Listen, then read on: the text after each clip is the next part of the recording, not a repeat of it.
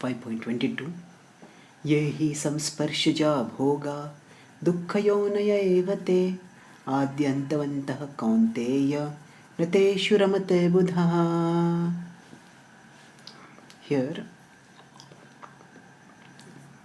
Krishna is speaking about a verse that is very often quoted as describing the nature of material pleasure. And in the context of the Bhagavad Gita, this section is talking about the soul who is liberated and or is well situated in the path to liberation, and how such a person behaves. So, what does this verse say? Yehi samsparshaja bhoga. Samsparsha. Sparsha is touch. Samsparsha is a proper touch. Bhoga. So when there's a pleasure that comes from that. The pleasure that comes from the contact of the senses with the sense objects. So the tongue comes in contact with delicious food. The hands come in touch with soft objects. And like that. There is a contact of the senses and sense objects. And the pleasure that comes from that. Samsparshaja bhoga dukkayonaya evate. Dukkayonaya. From that comes dukkha. Krishna says, yonaya, they are the womb of misery. From them, misery will be born. Evate, certainly. And adyantavantaha kaunteya, adyantavantaha. They have a beginning and they have an end. O Kaunteya, Arjuna. And therefore, na teshu ramate buddha. The wise, Buddha, do not delight in them. Na teshu ramate. The wise don't delight in these pleasures because they know that they are the wombs of misery. They have beginning and end. So in one sense, Krishna in this verse is expanding what he told in 5.21. 5.21 is describing how one can experience unlimited happiness. Sukhamaksham ashnute. And the first step in that is Bhayasparsheshva saktatma. The first step is don't be captivated by outer pleasures. Become indifferent to outer pleasures. Now we may wonder, hey, there are such wonderful pleasures outside. How can I become indifferent to them? So Krishna tells over here the process for becoming indifferent to such pleasures. And he says the process is to do this. That recognize the nature of such pleasures. So yehi samsparshaja bhoga. Those pleasures which come by the contact of the senses and sense objects, they are dukkha yonaya evate. Dukkha yonaya. They are the wombs of misery. Now, when a child is there in the womb, when a woman is expecting, in the early stages, there is no, it is not seen. Later on, the baby bump or whatever the word used to describe it, that becomes visible. But initially nothing may be visible. Now even if nothing is visible, still the infant is there, the child is there, the child is growing. And the child will eventually appear, will be born. So like that, initially when we engage in sense pleasure, at that time, so no dukkha may be seen. But it is the womb, and from the womb, the misery will come. And whereas in human pregnancy, sometimes some people, what is there in the womb, people can stop it from coming out by abortion. Stop the embryo. But no abortion is possible in this case. Now, when there is indulgence, there will be consequence. There will be misery which will come. Dukkayonaya evate. Certainly that will come. That is definitely the source of misery. Now, somebody may say, what is the source of misery? I don't see anything. Krishna says, immediately first thing he says, Adyantavantaha kaunteya. There is a beginning and there is an end. And actually, if you think about sensory pleasure, it is accompanied by misery before its beginning and after its end. How before its beginning? We may say, no, okay, after its end maybe some karmic consequences there. But even if we don't go into the concept of karmic consequence, before the beginning, how is there misery? Because what happens is there is agitation, there is craving, and the craving torments. It pinches us. I want it, I get it, get it, I want it, I want it, I want it, I want it. The desire pierces us from within. Just like sometimes when the horses are made to, or when somebody wants to, when the rider, the jockey, or the charioteer wants to make the horses run fast, then there are spurs.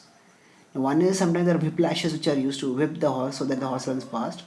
Other time there are spurs. There are some objects which have some sharp points to them. Of course, these are used more often with elephant. There are elephant goads which are sharp objects. But basically, spurs. The word spur on means to make to move faster. That means actually it comes from the usage of something called spur.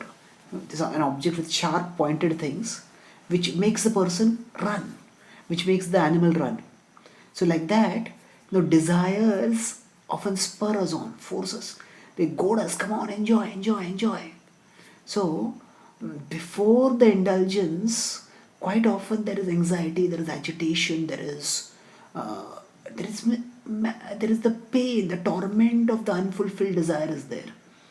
So the before there is misery, and then there is pleasure, and then antavantaha. And usually, when we stop sense gratification, it is not because the desire is satisfied, but because the capacity is exhausted. And actually, the indulgence usually ends up increasing the desire, and that's why we end up dissatisfied. So, let me explain this. Initially, there is some desire to enjoy.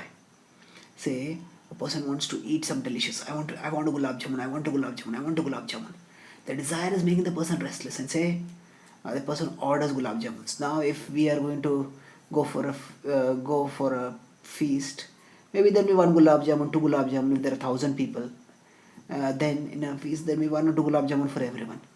But suppose we go for a special program where everybody can eat as many gulab jamuns as they want.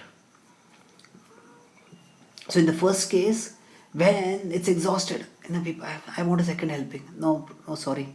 There's no second helping. There's only one gulab jamun. And we feel disappointed. Then what happens? The desire is not fulfilled. But even if suppose a person can eat as much as the person wants, then it's available unlimited. Still after some time, a person made 5, 6, 7, 10 gulab jamuns, 15. How much can a person eat? And then it's enough. I can't eat anymore. Then what happens? Quite often when we stop, because we want that pleasure, and the pleasure goes away. And then again there is disappointment. Dukkayonaya evate. With respect to sex, when people engage in sex and after that they stop, it's not because the desire is satisfied, but because the body's capacity is exhausted.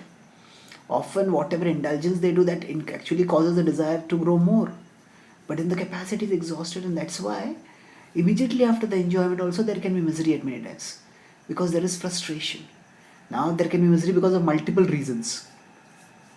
First of all is we desire to enjoy, but the enjoyment turns out to be an anticlimax. That means that we desire a gulab jamun, and there is a gulab jamun, but when we eat it we find out that it's so poorly cooked. The sugar is not there, it is burnt, it is little burnt here, and it doesn't taste at all good. So the anticlimax causes frustration. And even if suppose we assume the gulab jamun is cooked very nicely and we eat it and enjoy it, but then when it gets ended, the supply gets exhausted, then we feel disappointed. Or when our body's capacity to enjoy gets exhausted and then we can't enjoy anymore, then also we feel disappointed. And beyond that, usually speaking, when we enjoy at the bodily level, then that has consequences. Sometimes if we eat as much as the mind wants us to eat, and soon after that the body falls sick, because the mind's desire to enjoy is is often far greater than the body's capacity to enjoy. And that's why there are so many people who suffer from obesity. And similarly, there are so many, practically all forms of sense gratification are associated with miseries, with the diseases and disorders that occur when one engages in those forms of sense gratification unrestrictedly, disproportionately. So sexually transmitted diseases have may have several causes, but one of them is people uh, want to try out with multiple partners, and then they don't know where they will get infected by some disease or something like that. So there is dukkha yona evate, and ultimately there is, of course, when people do wrong activities, immoral, sinful activities, there is karmic consequences also. But essentially, what we call as bhoga, it is quite often just a temporary removal of a self-inflicted misery. It's just a temporary removal of a self-inflicted misery. Why?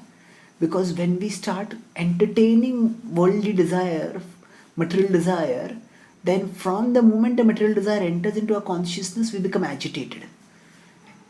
I want it, when will I get it? I want it, when will I get it? Come on, go get it. There is like the spur, there are something pinching us, punching us. Go get it. And that is miserable. And then when we get the enjoyment, then that thing which is goading us on, that stops. And that relief from a self-inflicted misery we call as pleasure. But then, when that pleasure also gets exhausted, then again we are left with nothing. So Adyantavantaha Kaunteya, it has a beginning and an end. And knowing that we are eternal, the wise person think, the Buddha, the wise person, what they think? Nate Shuramate.